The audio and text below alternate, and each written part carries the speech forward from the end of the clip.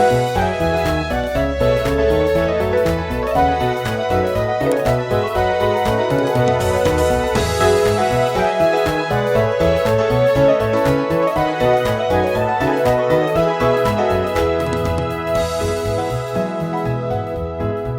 listening to The Bo's Nose, a podcast about QI Roberts Junior Senior High School in Putnam County, Florida. I'm your host, Mr. Bose, and today I have guests in the studio for our first of the Season 2 Ask Me Anything podcast with some of our teachers. So thank you for joining me. Please introduce yourselves to our listeners. My name is Amanda Lamb, and I'm the AVID teacher, and I also teach 9th grade pre-ACE English.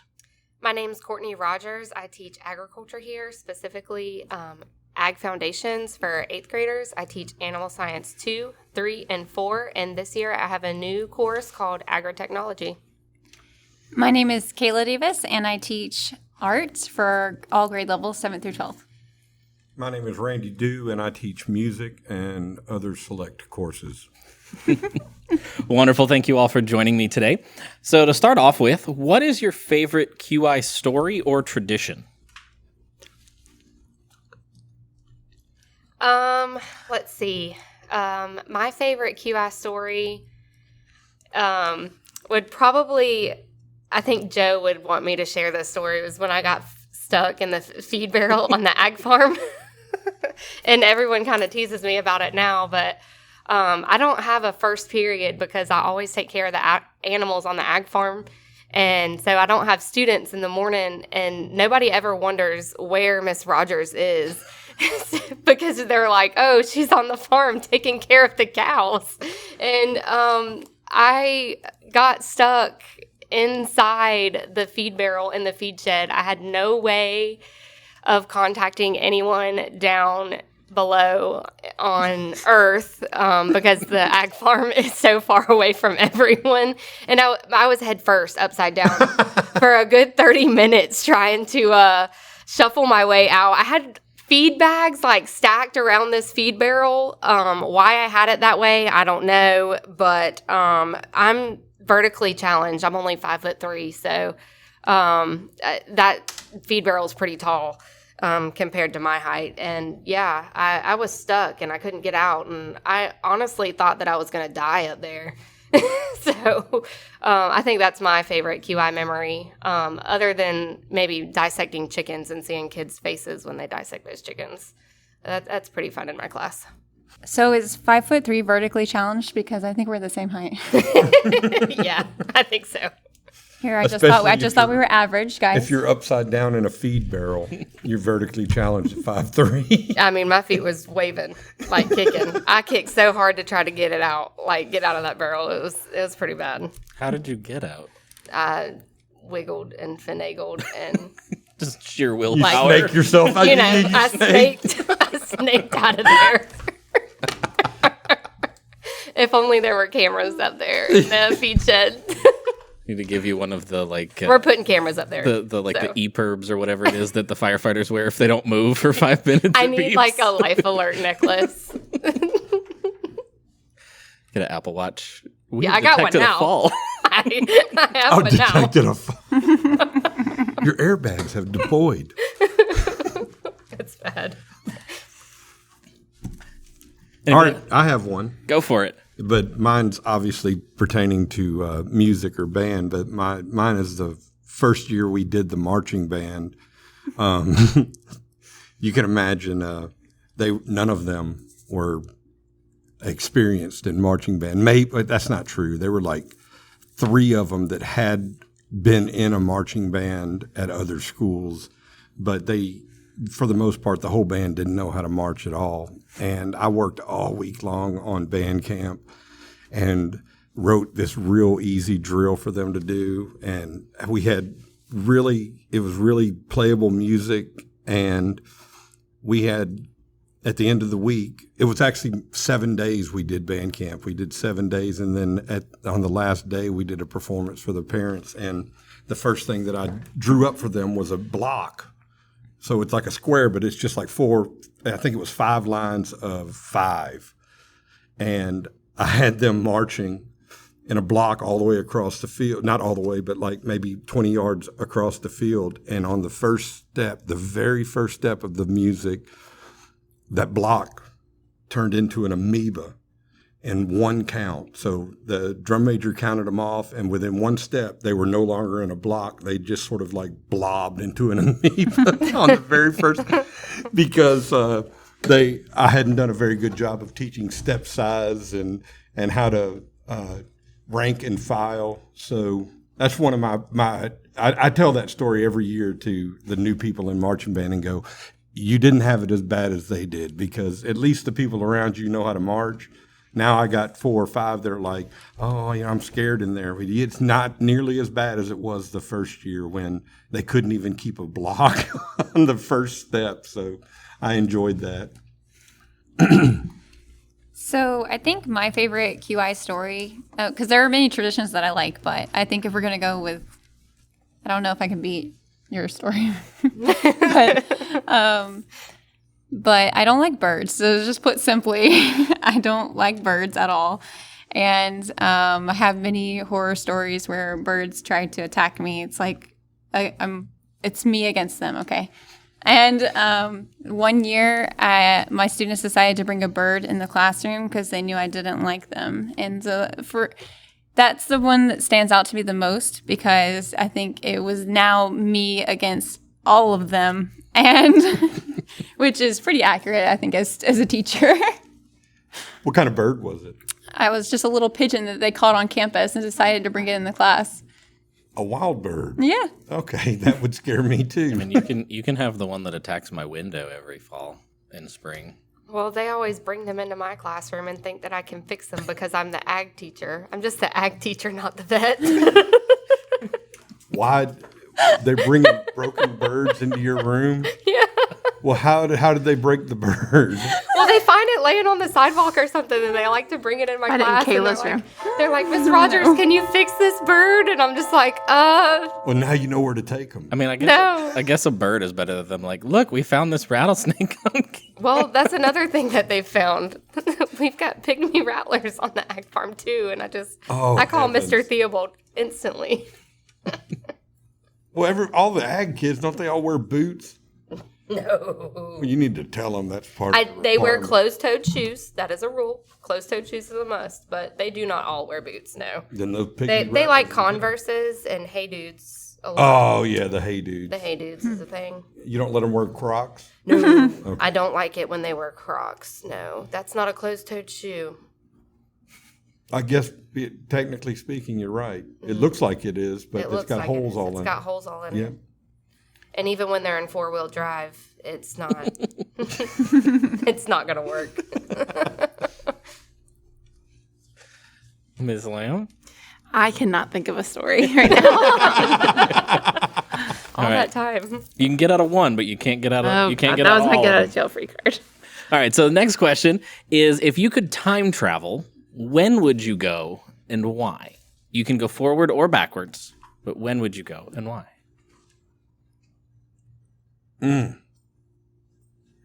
I'd probably go back to when Lincoln was president, just because there's no chance that this would happen, but I'd like to have a conversation with him, just to chat with him. So, 'cause I don't know much about history anyway, but I know that there's a few people in history that I admire, and he's one of them. So I'd kind of like to go back and have a chat with Lincoln. But there's no chance. I mean, I'm not going to talk to any presidents anytime soon. President Lincoln started the United States Department of Agriculture. That's the reason why. Yeah. That's the reason why I wanted to go talk to Lincoln. She's like, I'm going To to get steal on his Courtney's answer. good side.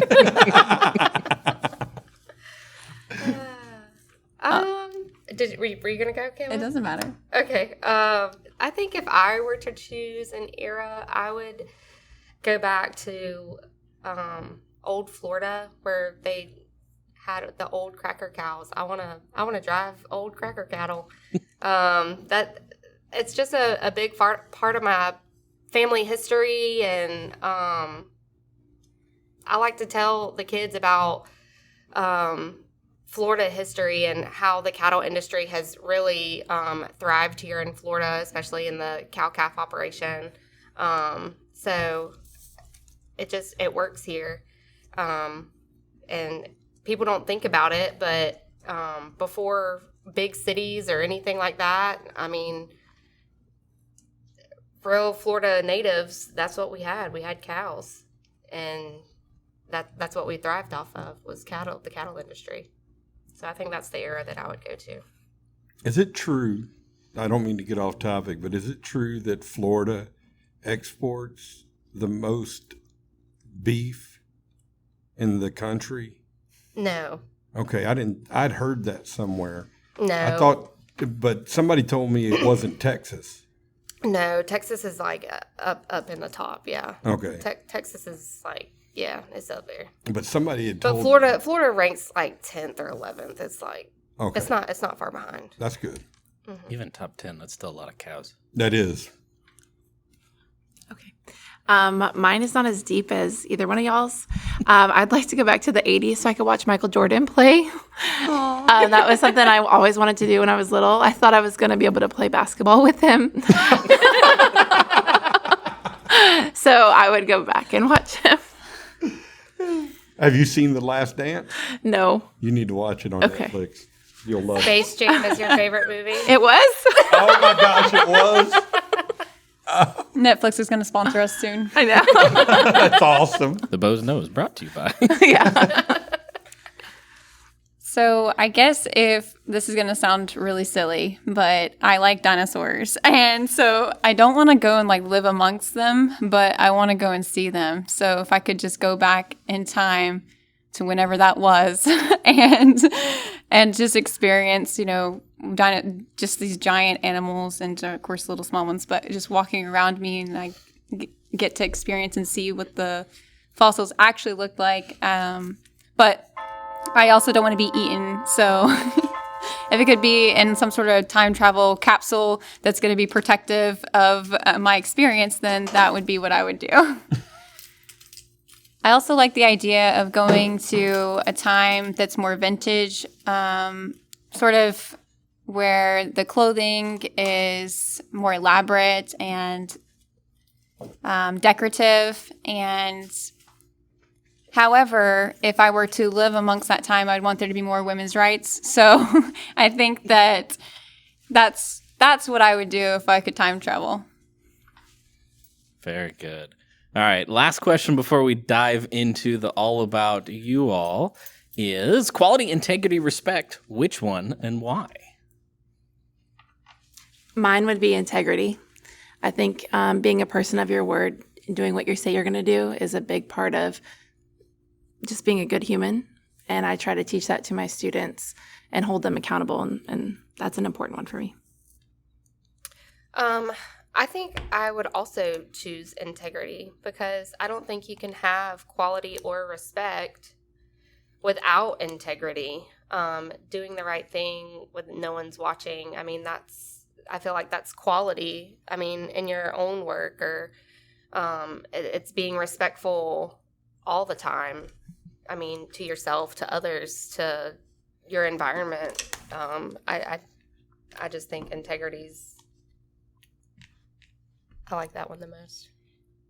So as a personal value, integrity is very important to me. And I always believe that honesty is the best policy. And I try to always put forth that with the students. However, when trying to get kids to understand the Cambridge way of things, I do focus more on quality. And just in the art world in general, quality is a bit more important to Cambridge. And whereas they understand that integrity-wise, you're going to be seeing and exposed to lots of different forms of art. And so they know that will be in the back of your mind and that will influence you. And so they try to prepare for that in our courses. So I think that for my course, quality, but for me personally, I think that integrity is very important. And can we rewind for a second? Sure. Did you add accountability in there? I did not. I specifically stick with quality, integrity, or respect. Okay, that's cool. I think for my particular field of teaching, I think quality as well. Obviously, they're all three good personal values, but I think that basically that's what we gear towards. We start from the beginning, usually from nothing, and then we try to build quality throughout. But I am going to say that I think the world needs more accountability. But I didn't mean to jump all over No, that's the fine. QIR. Wonderful. So let's jump in. So first question is, everybody comes to teaching their own journey. So what are your stories of how and why you got into teaching? I'll go first. I was originally going to be a physical therapist, and then life happened, and I needed the same schedule as my kids. And I originally said I would never be a teacher. That was not something that was on my wish list. And then I fell in love with it during my internship. And so here I am, 10, 11-ish years later. So for me, I didn't start out teaching either. I was in the military right after high school. I did my 4 years in the military and came back home, and I was like, I'm going to be a dental hygienist. And then I was like, no, I don't want to do that. I'm going to be, I don't even know. I think I switched like what I was going to do like 3 or 4 times. And I just kept going to school, and I had a lag where I took a year off of school and I worked in a law office, and I was like, no, I'm not doing this. And I just thought to myself of like back in my high school days of how much I love ag and FFA and how much I thrived in that atmosphere and how beneficial it was to the students around me. And I just thought, I think I could make an impact on students around me as well. And so being in that law office and just taking that year off is when I, thought, hey, maybe I should be an ag teacher. So I applied to UF and went to school at UF, and now I've been teaching for going on 5 years now. And I started at Interlaken High School. I taught for a year there, but I've been here for 4, so I love my job. It's pretty fun. So I think I originally set out to be an architect because in my head I was thinking to myself, what could I do with art but also make money? And that was what I came up with. But somebody looked at me and said, well, do you draw houses? And I was like, well, sometimes I draw plans and I think about my future in that way. But they were right. I didn't really draw a lot of houses. So then I knew I wanted to be in the art world.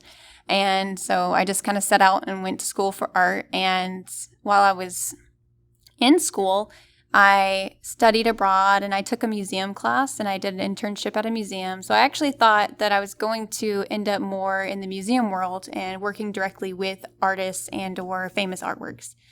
And after my internship, I realized that was really boring, that being in an office all day where it was dead quiet. I mean, you could hear if somebody opened a bag of Cheetos and was eating.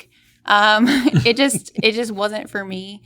And so I actually ended up teaching after that because I started substituting and realizing, okay, well, this is fun. I enjoyed this. And I think looking back at my high school days, my art classes in high school were actually really mediocre.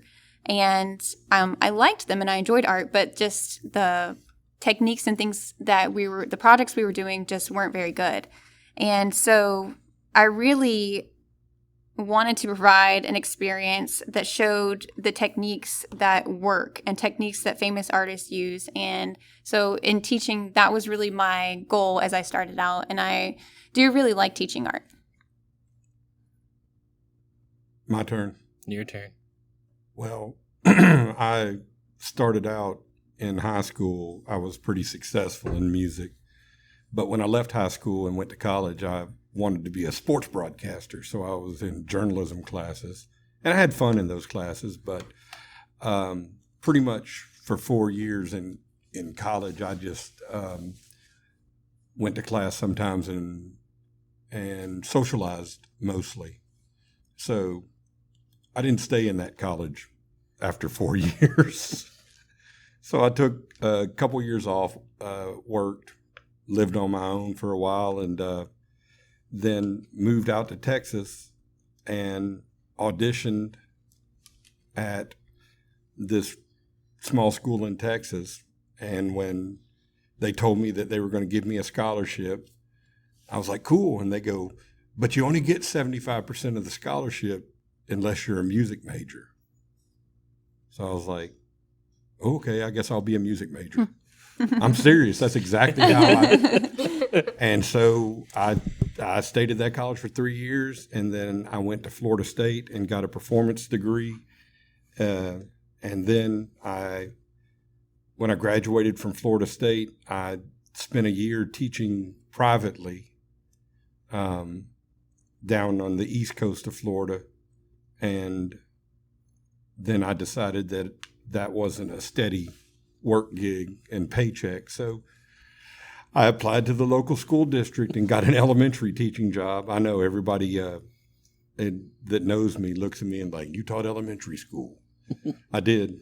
And but that only lasted for like 7 years, and I moved back out to Texas. And I know. But I moved back out to Texas and became a band director out there. And then I wanted to come back home, even though I wasn't from here. But I wanted to come back home because Florida was the place that I wanted to live. So I came back and found this job, and don't plan on leaving here. So that's awesome. How I got into teaching. Your scholarship stories reminds me of why I stayed in engineering. I was going to switch, and the College of Liberal Arts told me that one of their required courses was college algebra. And I looked at them and was like, I just finished Calc 3. So no, thank you. And reevaluated my plans after that. I was like, well, maybe being an engineer won't be too bad. So you started off as an engineer? Mm-hmm. Wow. And moved to this. That's an interesting. We'll do your podcast later. Tell us more. So some of you kind of alluded to it already, but what is all of you teach various different subjects, but what's your favorite part of teaching your main class? The light bulbs. I like it when the kids get it. And my favorite is when they get it with minimal assistance. That sounds like laziness, but it's not. It just means that I feel like I've done a halfway decent job of teaching them how to prepare. So that's what I like about it. I like seeing them do something that they thought they couldn't. So it's very similar to the light bulb idea where maybe they have been frustrated by trying something over and over again, and finally their idea works out, or maybe they had to switch it up. Really, the problem solving is what I like to see. But in general, I get to see so many creative things that the students come up with, and so every day can be a really unique experience, and I like that. I think for me, as far as agriculture goes, agriculture is such a broad subject, and it affects literally everyone in so many ways. And I love, like you said, the light bulb that comes on when people think about agriculture and what they don't think of as what is agriculture, and the different entities within that umbrella of agriculture. But for me, my favorite is to see the students that come in that think that they're not going to like it. They don't like to get their hands dirty. And they can be the total opposite of what you think your typical ag kid looks like. And they end up loving it and finding a spot and belonging in that world. To me, I think it means so much more because ag isn't just working on a farm. There's so much more to it than just that. There's so many more careers out there than just sows, plows, and cows. There's so much more to ag than Sounds just like a that. country song. It should be. It should be. I'm gonna write it. Maybe I With can the help of get- Mr. Do. Yeah. Maybe I can get. We got the right George team. You can do Strait the to album sing it or cover. something. I don't know. But I mean, it's just so much more, and I love seeing the students that think that they don't have a place in ag find their place, and find their love for it and their passion for it, because there's just so much to it. So the question was, what is our favorite part about our subject area? Okay, so in Avid, there's a lot that I love about Avid. It's my favorite thing I've ever taught. I think the number one thing that would be at the top of my list would be the majority of what Avid is about is building relationships. And so when you walk into Avid, a lot of times it just looks like we're playing, having fun, but we're focusing on relational capacity. And I think because of that, we have this tight bond throughout the year. And as they graduate Avid and they go on to the next grade, and the next grade, they still come back and visit. And I hope they do feel like this, is that they can always come back, and I'll always be a home base for them, even if after they've left my class. I also really like how I feel like our class impacts all the other 7th grade classes. And I hope that the 7th grade teachers feel like we support them in that, and the kids have that connection to all their other classes through Avid. Very good. Those are all great favorite parts of your class. So bringing it to QI, what does QI mean to each of you?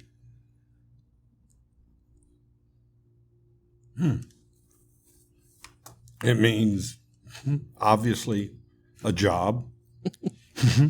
I thought you were going to go with quality and integrity.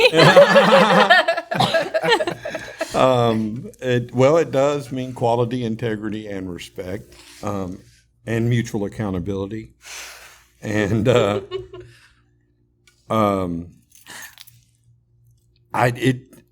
me, it's a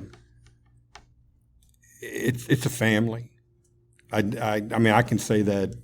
I've taught at a lot of different places. I don't know how many schools y'all have been at, but I've taught at 1, 2, 3, 4, maybe 5 different schools. And this is the place that I feel most comfortable with everybody that's on the staff.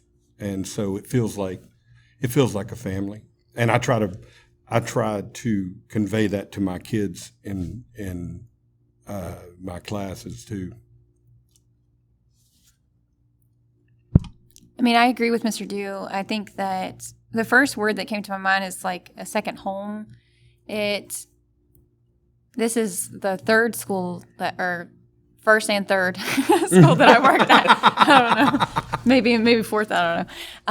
And so You took a break. Yeah, I did. And so I do think that the reason why I came back here is because it's such a good environment. I love the coworkers that I have, and though our admin gets switched out every once in a while, typically everyone has always been great. And I like that I have developed relationships with my coworkers here, and we become friends, and we just all are on this same team of trying to get the kids to strive. And I think that's part of what I like, is the community that we have and that we've developed. Yeah, I would have to agree. QI's home for me. Not many people know this, but when QI opened in 2003 for the very first time, I was a student here in the 6th grade. So There are pictures somewhere, listeners. So don't go searching, please. But so I mean, being able to teach at a school where you went to school and have an impact on your home community, it just speaks to me and resonates to me in so many different ways. Everyone here, from the staff to the parents and the students, I have so much support here with everyone, and I feel like I can't go anywhere else. I don't want another job. I'm going to be the ag teacher here for the next I don't know. You're 5 years in? I'm 5 years in, so I got 25 years. Yeah, if retirement lets me stop, then I probably have to teach for a lot longer because we won't have Social Security by then. So it'll be exhausted. So I think QI to me is like, I think of Disney World. That's what I always joke with everybody as I work at Disney World. But to be serious, I think of it as like a safe place for me to come to work. I feel safe, sharing things with my students. I feel safe sending my own children here to school. So safety is. I mean, I think that's the sales pitch for QI right there. Yeah. Y'all nailed it. So along the same lines, this is kind of one of my favorite questions to ask teachers is, actually, I think almost all of you live in the community.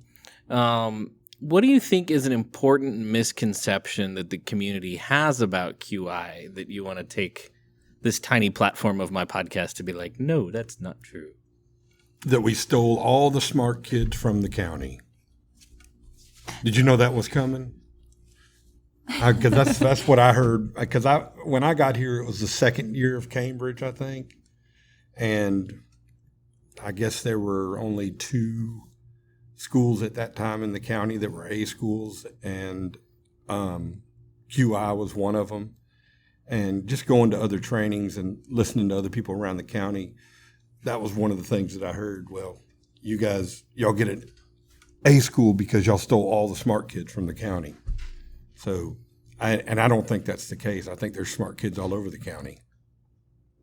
I think that our students are accelerated, and I think they are very good students, and I think they're dedicated. But I think that all the other schools in the county have the same types of students.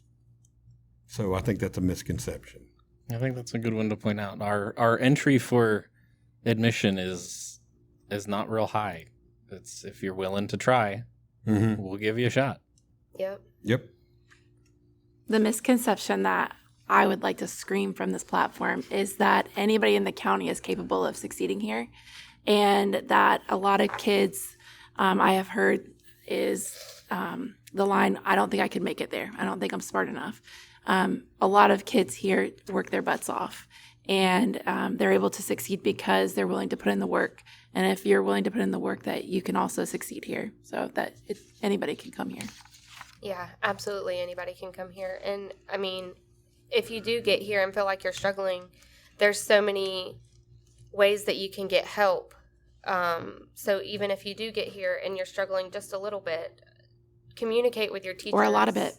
Or a lot of it, because there's a lot of students that struggle a lot of it. And, we will help you. And we drag them by their toenails to get across that graduation in a nice line. way. We do.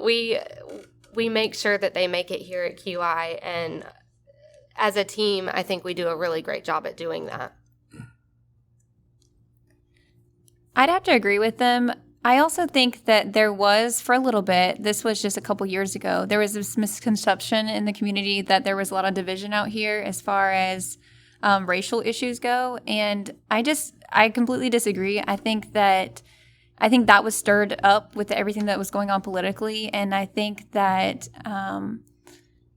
most of our kids get along really well and see each other like as equals and want everybody to succeed and are willing to help out anyone. And I think the staff is the same way.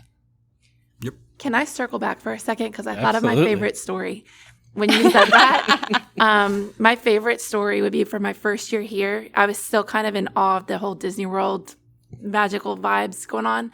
And I saw a kid running around with a bubble gun. And it was just, he was bubbles flying everywhere. And he was running and he was skipping. It was just like a happy, joyful child. And I remember thinking at what school, like everyone was so welcoming. And honestly, they didn't even look at him because it's probably normal here. Like I remember thinking, what is this? But it was just so cool to watch a kid just be so happy and running around with a bubble gun. That was my aha moment of like, I think I'm in the right place. We should all get bubble guns. I really do think we might need them. I think they have to be approved. Yeah. I mean, I do have a snow machine. Oh, nice. So those are all great things. I appreciate all of you bringing those up. So the last question that I have for you before I kind of let you go is, as of recording, school starts tomorrow. As listeners, as you're listening to this, school has probably been in session for about a week or two. But what advice would you give to students, whether they're your students in your classes or just the overarching term students at QI? Don't procrastinate.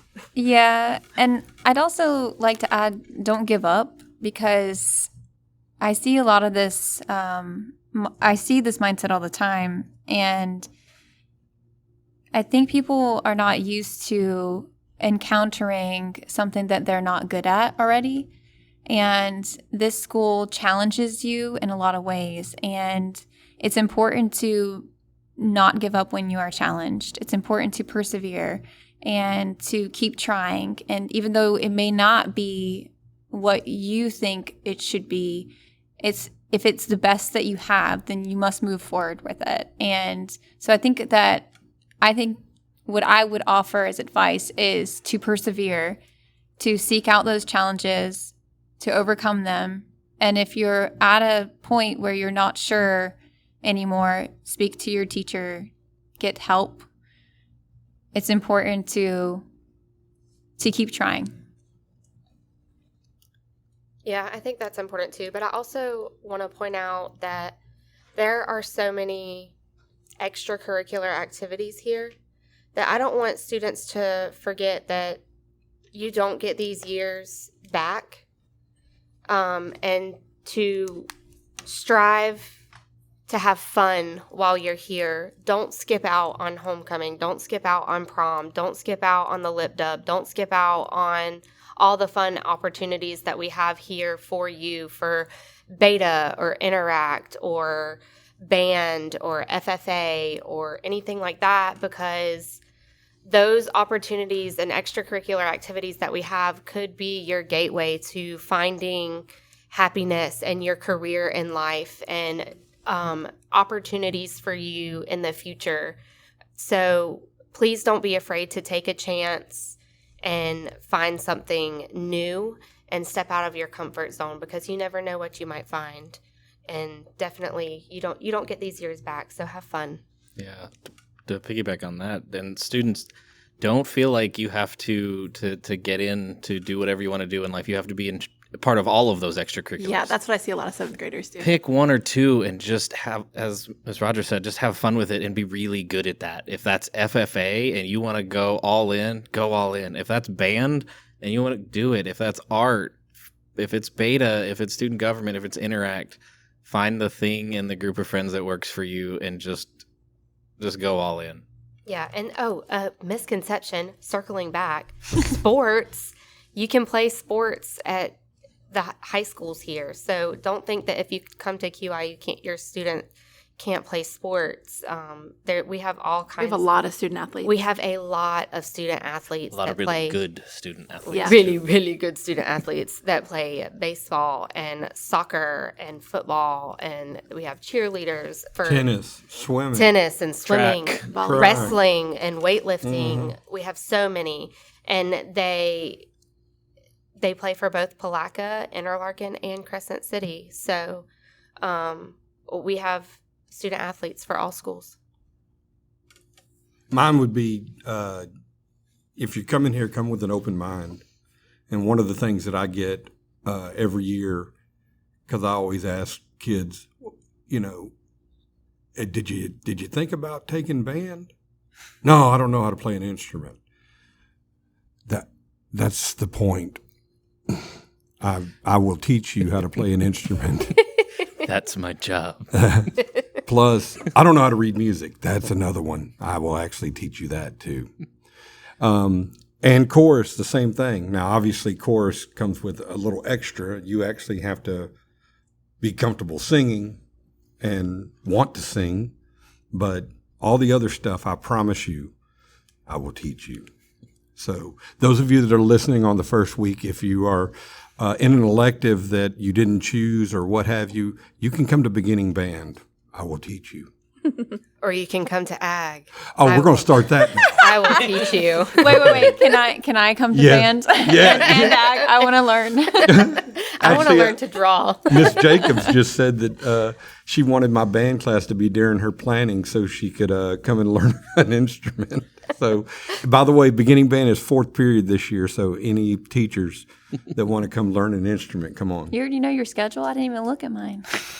I'm just going to guess, guys. I Who's walking paid through off my Corey. door? Okay.